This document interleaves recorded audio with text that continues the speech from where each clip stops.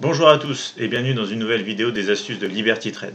Dans cette vidéo, je vais vous parler de la fin de mon backtesting, donc sur ma stratégie de breakout que je vous ai montré déjà dans les vidéos précédentes. Je vais vous montrer une approche en M30 et une approche en M5 avec une ou deux bonnes et mauvaises positions. On va parler de ça ensemble.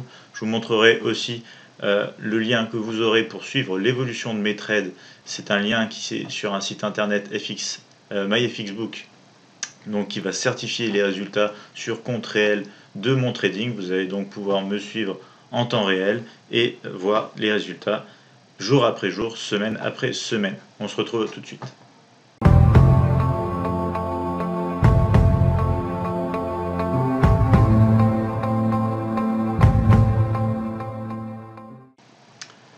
Alors, ce que vous voyez ici à l'écran, c'est une position sur l'euro GPY que j'aurai encore à l'heure actuelle. La position ici prise à la cassure donc de cette trendline que vous pouvez voir ici en bleu.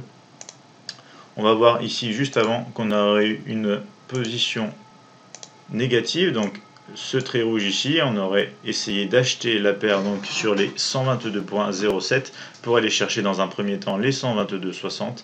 Cette position aurait été mauvaise, donc important de le souligner, en trading on ne gagne pas tout le temps, il faut d'abord accepter de pouvoir perdre pour gagner en trading, c'est vraiment aussi une des clés donc, afin d'y arriver. Donc je voulais vous présenter aussi cette mauvaise position. Ce que vous pouvez donc remarquer, c'est qu'ensuite on a une autre entrée possible, donc avec ce système de trading qui se situe donc à la cassure de cette trendline bleue pour un niveau donc sur les 121,59 où on achète, on va aller chercher un premier profit sur les 122,10 et à l'heure actuelle on aurait toujours donc nos profits qui courent pour le reste de cette position. Donc important de signaler ici déjà une petite leçon en trading. C'est pas parce que vous avez une mauvaise position qu'il faut perdre confiance et ne pas prendre la position qui suit directement derrière, car c'est probablement, il y a de fortes chances que ce sera celle-ci qui va vous donner des profits, déjà qui va vous permettre de combler la perte que vous avez eue sur la position précédente et ensuite de générer des profits en plus. Donc je voulais vous souligner ce petit point ici. Vous retrouvez toujours ici donc l'indicateur de tendance basé sur le price action que j'ai développé, qui nous donne bien évidemment une tendance à l'achat. C'est pour ça que sur ces deux positions j'ai cherché à acheter donc l'euro GPY. Je vais vous montrer l'équivalent donc sur l'USD CAD en time frame un peu plus petit, en unité de temps de 5 minutes. Donc ici on aurait eu un signal de vente sur les 1,3156. Donc on aurait vendu ici directement pour aller chercher un premier objectif juste sur les 1,3125 et on aurait ensuite vu l'évolution du cours en range sur toute cette période. Vous voyez même ici que le price action se retourne, on est à la hausse mais la tendance de fond reste baissière, donc on va garder notre position et on va pouvoir suivre ici les mouvements. Ici on s'aperçoit qu'il y a une autre position à prendre. Dès qu'on a des environnements en bâtonnet rouge, on va pouvoir se permettre de reprendre une position et ensuite donc de trader nos profits à la baisse. Donc je voulais juste vous montrer quelques récents événements sur la stratégie que je vais employer dès la semaine prochaine, donc à la fois en M30 et à la fois en M5. Et notamment pour ce faire j'ai développé des petits robots ici que vous voyez avec EA by M30, Sell M30, by M5, Sell M5 qui vont permettre tout simplement de pouvoir prendre ces positions de manière beaucoup plus simple. Ça va calculer mon risque de manière quasi automatique. J'aurai juste un chiffre à rentrer dans les paramètres avant de le lancer. Il prendra la position tout seul dès qu'on aura atteint le niveau de prix souhaité. Et ainsi je pourrais déjà prendre et gérer mes positions de manière plus simple au jour le jour. Donc c'est quelque chose aussi d'intéressant et d'important de pouvoir exécuter, si vous voulez, sa stratégie de la meilleure façon possible jour après jour. Si vous avez une stratégie très compliquée à mettre en place, à trader jour après jour, il y a de fortes chances que vous allez commettre des erreurs et il faut déjà avoir un système qui fonctionne plutôt bien pour pouvoir le trader au quotidien. Et en plus, si on commet des erreurs juste au niveau logistique, au niveau de la technique, de la mise en place des trades, etc., c'est vraiment dommage. On enlève vraiment des probabilités de succès qu'on pourrait avoir avec une stratégie qui marche déjà très bien. En parlant donc de succès des stratégies, je vais vous montrer ici donc mes tableaux Excel qui correspondent à mes deux stratégies. Donc Ici sur la gauche on va retrouver la stratégie en M30. Donc j'ai fait mes statistiques. J'ai eu environ à peu près 800 positions dans mon historique. Ça m'a donné 71% de taux de réussite pour un ratio de risque-reward de 1,8. Donc ça donne que je risque donc 0,5% de mon capital par position. Ici, mon gain moyen est de 35,44 € pour une perte donc de 20 €. Avec un taux de succès de 71% et un taux de perte de 29%, ça nous donne une espérance par position de 19,36 €. Donc plutôt intéressant. Ici, je peux vous montrer. Donc c'est toutes les positions cumulées mois après mois sur les 7 mois de mon historique. Donc on peut voir ici la réalité du trading, c'est que par exemple on va pouvoir accumuler des positions d'affilée qui vont être perdantes et ensuite on aura par exemple ici des moments vraiment gagnants avec position sur position dans le vert à chaque fois, et on retrouvera des fois ici plusieurs groupes de positions négatives d'affilée. Donc c'est vraiment la psychologie qu'il faut garder en tête, savoir ce qui est possible d'arriver, notamment grâce à votre backtesting. Alors 7 mois de backtesting, c'est pas non plus énorme. Il va falloir que je continue à faire un backtesting pour arriver à 1 an, 2 ans, 3 ans. L'idéal c'est même 5 ans. Mais je vais déjà me lancer donc avec cette partie-là, sachant que j'ai quand même pas mal déjà de positions dans l'historique sur un portefeuille ici un portefeuille de 8 paires de devises. Donc ici sur la partie droite vous voyez exactement la même chose pour mon approche en M5. J'ai ici 76,7% de taux de réussite. Taux de réussite un peu plus élevé puisque je rajoute des filtres pour prendre en M5, puisque c'est beaucoup plus dangereux de prendre des positions bien sûr en M5, il y a beaucoup plus de bruit, ça bouge beaucoup plus, donc j'ai rajouté un filtre. Du coup ça peut être logique d'avoir une hausse du taux de réussite. Néanmoins, on voit très bien que ça se retrouve au niveau du ratio. J'ai seulement un ratio de 1,1, donc c'est-à-dire quand je vais risquer, vous le voyez juste au-dessus, donc quand je vais risquer 20 €, ici, je vais vous l'entourer. Vous pouvez voir donc, hop, on va mettre en vert. Voilà, que quand je risque 20 € ici, c'est pour gagner 22,12 € en moyenne.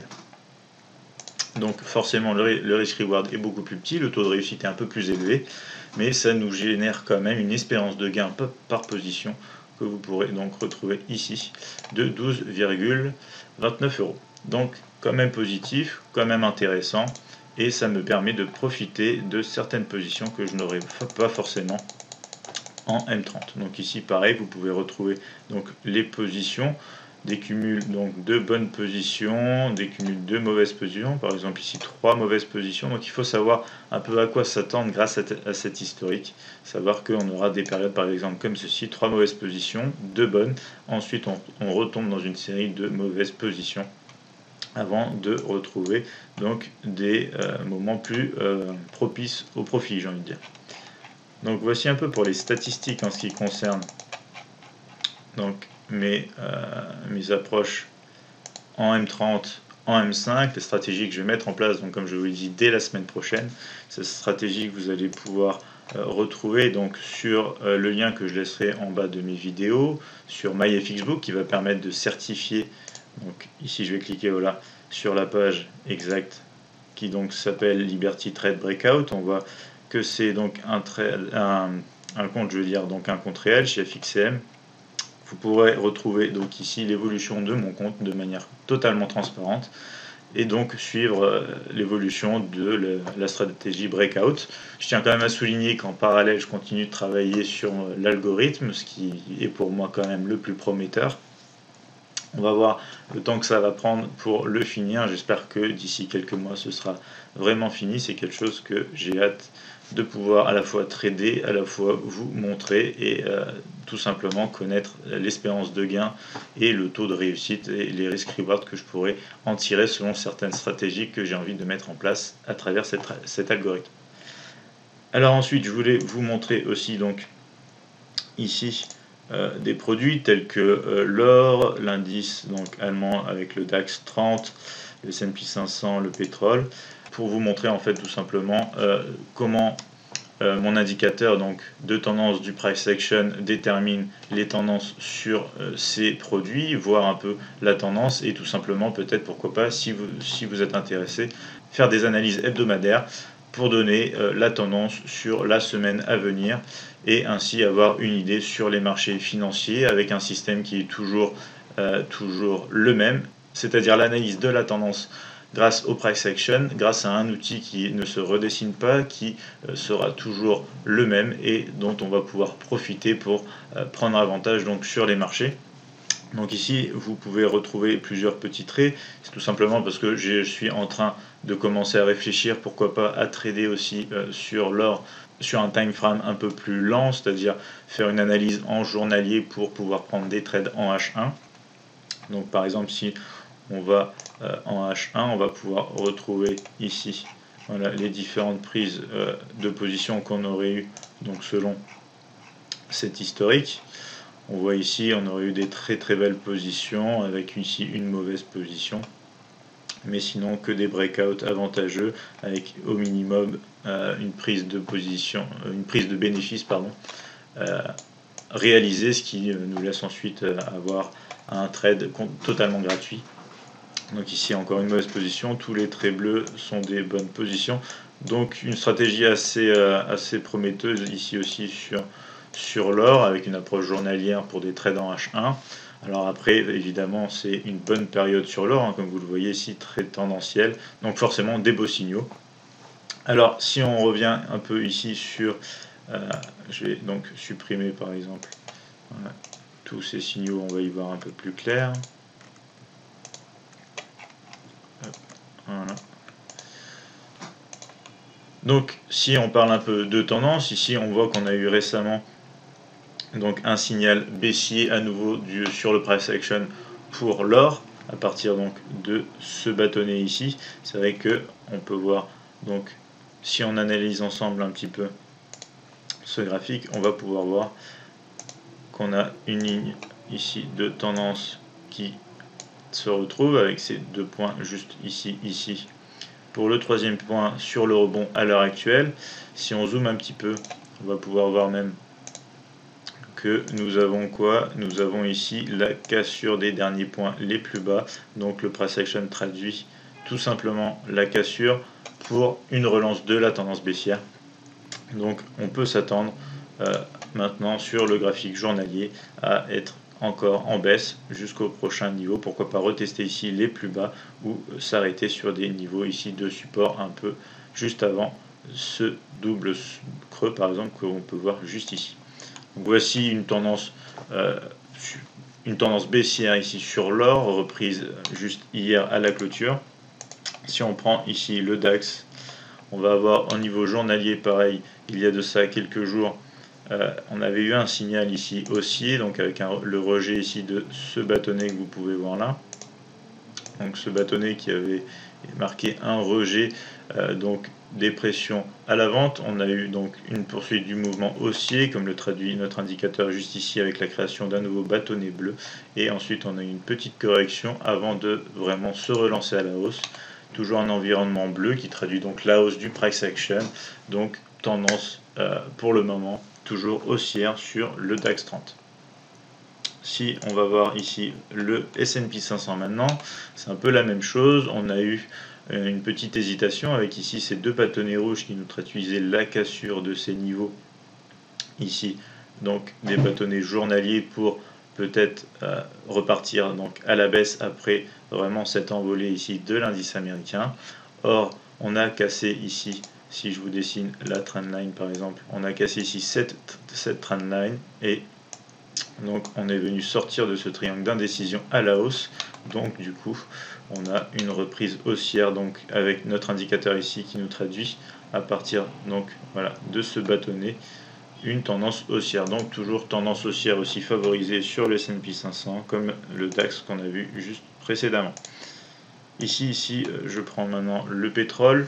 Le pétrole est un petit peu plus en range. On a eu une période ici où on pouvait commencer donc à vendre, à trouver des points en intraday notamment, des points vendeurs sur le pétrole. On a eu une cassure ici du price action, notamment avec donc la cassure aussi de cette ligne de tendance. Ici on est venu rebondir donc sur les bas de cette oblique, on a cassé à la hausse, maintenant on a un environnement bleu, on a une poursuite du mouvement notamment aujourd'hui avec une belle hausse donc de l'actif, donc une tendance toujours attendue à la hausse sur le pétrole aussi. Donc dites-moi si vous êtes intéressé par des analyses aussi hebdomadaires sur ce type de produit, voire pourquoi pas sur aussi des paires de devises. J'espère que cette vidéo vous a intéressé et que vous avez appris 2-3 choses, et n'hésitez pas à me laisser des commentaires, me poser des questions, et on se retrouve de toute façon très vite dès la semaine prochaine pour des résultats en live, des vidéos sur des trades où on pourra parler de leçons de trading parce qu'on aura eu telle ou telle situation. Ça va souligner l'aspect par exemple psychologique du trader qui doit passer à travers des drawdowns pour réussir à remonter en territoire positif et enfin générer des profits sur le long terme, car c'est l'objectif, c'est le long terme bien évidemment, c'est pas de gagner au jour le jour puisqu'on aura toujours des bonnes et des mauvaises périodes. Je vous dis donc à très bientôt.